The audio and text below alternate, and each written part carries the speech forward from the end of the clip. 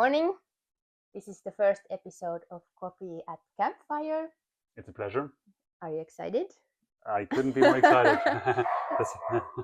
So we're here with Johannes, our CEO and founder. And today we're going to talk about like human connections and real life gatherings. And I would like you to start telling like from the beginning why Campfire got started and why you feel it's important. Oh, you're starting with the big stuff, huh? Yes. Okay. Straight to the point. Okay. Yeah, so I apologize. This is going to be a bit of a longer answer. Yeah. Yeah. How did it all come into being? So early in my life, I was engaged in startup building in mainly food and retail. Yeah. And I built a bunch of companies, or in the majority of cases try to build them, in the world of food and retail. And in doing so, we had a lot of challenges with team building. So as with any business, or with most businesses, also with our business at the time, like building, growing, maintaining teams was the main challenge. And I was super young and unexperienced, as opposed to now, of course. Yeah. No, but we had a lot of challenges there. And then I received a lot of training, coaching, and mentoring to help me grow in that regard. And then I was super impressed by how that helped me and fascinated. And then we kind of rolled it out to all of our teams and toyed around with a lot of approaches there. And I was super fascinated by how this could help us. And it was basically one of the main reasons why we didn't go completely bust and survived all these things that we did. And and based on that experience, I became a coach and facilitator. So first as a side hustle because I got so interested, and then for a few years I was doing it full time and involved in building a consultancy for fast growing startups that became scale ups, and also for corporates that want to go into that direction. And and I was helping them with organizational and strategy development. And and then I had a very and during all of these experiences, I had a very basic learning that then is the core thought that Campfire is based on, that no matter what you're working on with your team, be it strategy development or leadership development or building trust or sorting out conflicts or learning new skills, like whatever you're working on is just so much more powerful when you do it in nature. Like the space for whatever you do just matters a lot. Yeah. And this was the basic experience. So also as a coach, I then, if teams wanted to work with me, I said, okay, happy to work with you, but there's one caveat: we're gonna do it in nature. So happy to work with you, but it's gonna happen in nature. No, and then during COVID, something developed that was super nice, and it didn't follow a grand strategy or anything. It developed organically within our network. So together with friends, we started renting, like during lockdowns, basically, when everybody was craving connection and getting out there. We would rent like big countryside estates in France, in Germany, in Austria, and also in Italy to just bring our networks together for 1 or 2 weeks, inviting people on a non-for-profit basis. Just, hey, let's go to nature together. Let's work there, and let's have a good time together. And these events became kind of legendary, and everybody loved them. And then participants said, hey, this is so amazing. I need this for my company. I need this for my team. And then that came together with all these experiences that I talked about before. And this was maybe, okay, I could elaborate more, but these experiences were kind of the core thought around starting Campfire. And talking about these gatherings and bringing teams, what do you think is the biggest challenge among teams that come to Campfire? So we are not exclusively focused, but our main customer groups are companies that are remote first or even remote only. Yeah, let's say that's 70% of our customers. Yeah, and even if we are working with companies that still have an office culture, often they have the problem that, let's say, the different offices from all over the world, they don't communicate enough with each other. So they, in that sense, they're also remote. Yeah, and um, and the big challenge with remote teams is obviously, yeah, how do you build trust, connection, shared energy, shared purpose, like all the things that make a community thrive? Like, how do you create that when you're not together? Yeah, because the real thing, yeah, for developing these important feelings as a group is being together. Yeah, and the world has gotten more complicated, and one effect of that is that people just aren't in a physical place together so much any longer.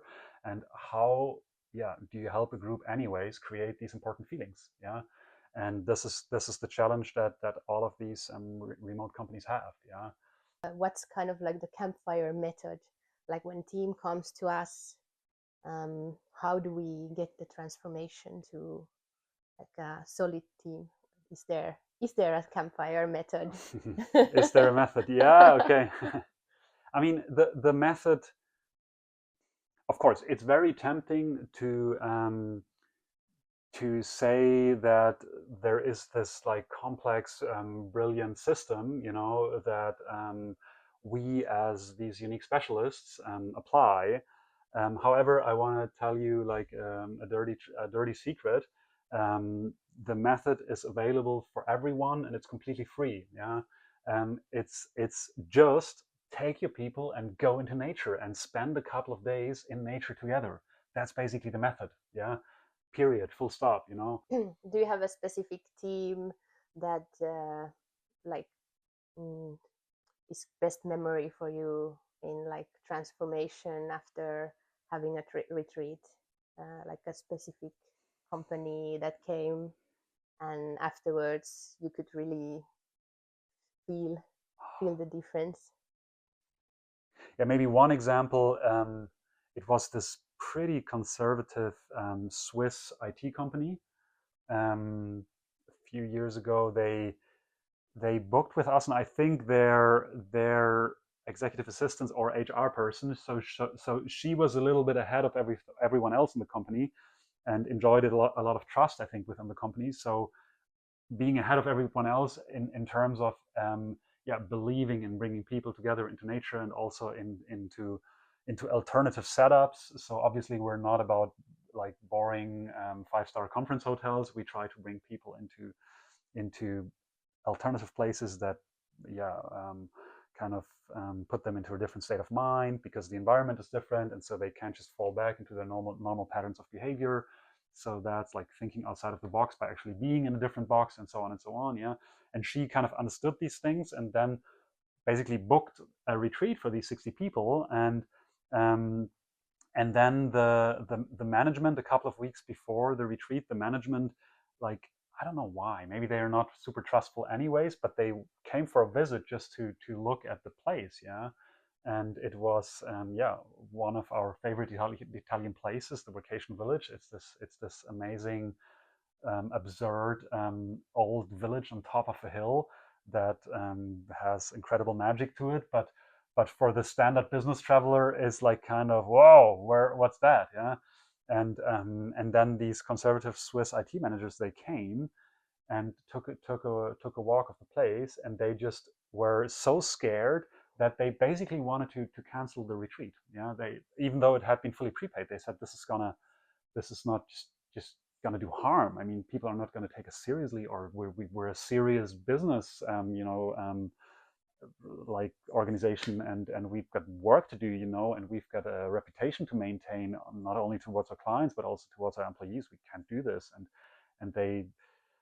But then, to cut it long story short, we sat down and la la la, and we showed them a lot of like examples of other like quote unquote respectable companies that went through it, and that it actually was good for them, and la la la, and they realized that we are not some sort of like hippies who don't get what business is about.